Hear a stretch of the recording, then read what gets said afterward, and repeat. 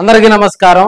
మాజీ మంత్రి బాలినేని శ్రీనివాసరెడ్డి గారు గత 5 సార్లు ఒంగోలు ఎమ్మెల్యేగా పనిచేయడం జరిగింది. ఆయనకంటూ ఒక క్యాడర్ ఉంది. ఇక్కడ 2024 ఎన్నికల్లో దామచర్ల జనార్దన్, అదేవిధంగా బాలినేని శ్రీనివాసరెడ్డి ఒకరిపై ఒకరు మాటల యుద్ధమే చేసుకున్నటువంటి సందర్భాలు చూసాం. సో అప్పుడు జరిగినటువంటి పోరులో బాలినేని శ్రీనివాసరెడ్డి ఓడిపోవటం జరిగింది. అప్పటి నుంచి యూటర్న్ రాజకీయాలు తీసుకొని ఆయన జనసేన పార్టీలో కూడా చేరటం జరిగింది. జనసేన పార్టీలో కొన్ని రోజులు సైలెంట్ గా ఉన్నటువంటి బాలినేని శ్రీనివాసరెడ్డికి మొన్న మార్కాపురం పర్యటనలో కూడా పవన్ కళ్యాణ్ గారు అత్యంత ప్రాధాన్యత ఇవ్వటం జరిగింది. బాలినేని తన సొంత మనిషిలాగా కూడా అక్కడ పరిచయ కార్యక్రమం కూడా చేయటం జరిగింది. ఇప్పుడున్న పరిస్థితుల్లో బాలినేని శ్రీనివాసరెడ్డి పవన్ కళ్యాణ్ గారి సినిమాకి సంబంధించి కూడా ఒంగోలు నగరంలో భారీ ర్యాలీ చేపట్టడం జరిగింది.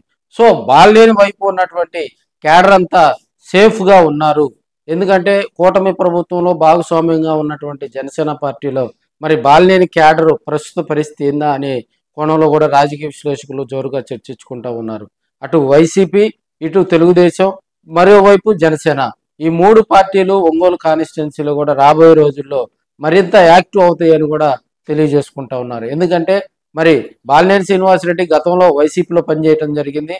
అక్కడ ఆయన అంటిపెట్టుకున్నటువంటి క్యాడరు, ఆయన ద్వారా లబ్ధి పొందినటువంటి క్యాడరు, ఆయనంటే అభిమానం ఉన్నటువంటి క్యాడరు, ఆయనంటే చుట్టుపక్కల గ్రామాల్లో ఉన్నటువంటి ఆయనకంటూ గతంలో పనిచేసినటువంటి టైంలో కూడా ఆయన కనిపెట్టుకున్నటువంటి క్యాడర్ కూడా ప్రస్తుతం సైలెంట్ గా ఉంది. అటు వైసీపీ నాయకులు, కార్యకర్తలు బుజ్జగించే ప్రయత్నాలు వారిని చేసినప్పటికీ కూడా వారు స్టాండ్ బై రాజకీయాలు తీసుకుంటూ, ఎందుకంటే వైసీపీ గ్రామాల్లో కొంత యాక్టివ్ గా ఉంటది. సో ఇప్పుడున్న పరిస్థితుల్లో కూడా కరవాదిలో మనం చూసాం. కరవాదిలో ఇప్పుడు ఉన్న పరిస్థితుల్లో గతంలో బాలినేని శ్రీనివాసరెడ్డితో వైసీపీలో యాక్టివ్గా ఉన్నటువంటి లీడర్స్ సైలెంట్ మోడ్లోకి వెళ్ళినటువంటి పరిస్థితి. సైలెంట్ గా కూడా ఎవరి మీద విమర్శలు చేసుకోకుండా ఇక రాజకీయంగా కూడా పొలిటికల్ గా ముందుకెళ్తున్నటువంటి సందర్భాలు చూసాం. అదేవిధంగా బొద్దులూరు వారిపాలెం చూసాం, ఉలిచి గ్రామం చూసాం, అదేవిధంగా చుట్టుపక్కల బోలేటి వారిపాలెం కానీ, త్రోవగుంట కానీ, కొప్పోలు కానీ, ఆలూరు, గాదిపాలెం తదితర ప్రాంతాల్లో ఉన్నటువంటి వైసీపీ నాయకులు, కొత్తపట్నంలో కానీ క్యాడర్ అంతా కూడా కొంత యాక్టివ్ అవుతున్నారు అనే టాక్ అయితే వినిపిస్తూ ఉంది. రాబోయే రోజుల్లో బాలినేనికి ఇది ప్లస్ అవుతుందా?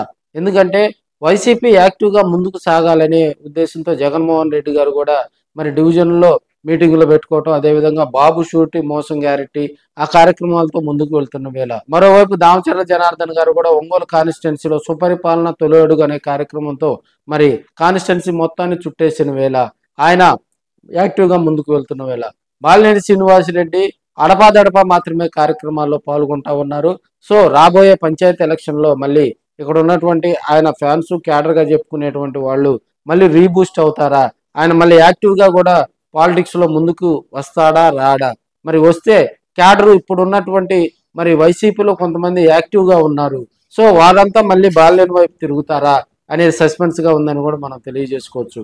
ఏది ఏమైనప్పటికీ కూడా అటు వైసీపీ, ఇటు తెలుగుదేశం, మరోవైపు బాలినేని జనసేన రాబోయే రోజుల్లో ఒంగోలు కాన్స్టిట్యున్సీగా కూడా రాజకీయాలు మరింత జోష్లోకి వస్తాయని కూడా మనం తెలియజేసుకోవచ్చు.